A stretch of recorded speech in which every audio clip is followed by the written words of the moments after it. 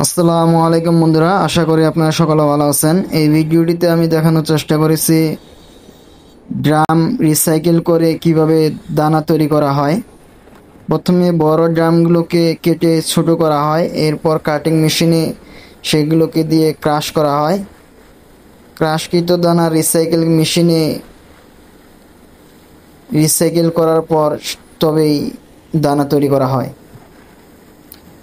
আশা করি পুরো ভিডিওটি যত্ন সহকারে দেখবেন।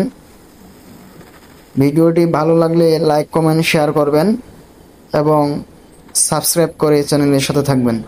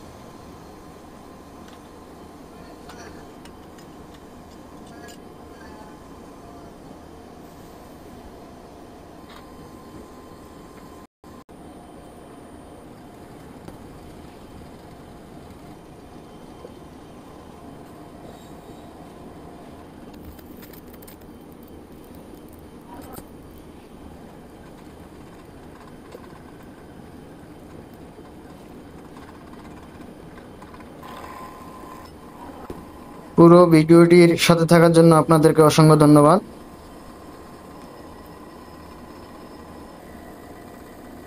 ধন্যবাদ বন্ধুরা টেকনিক্যাল সলিউশন প্রো চ্যানেলের সাথে থাকার জন্য।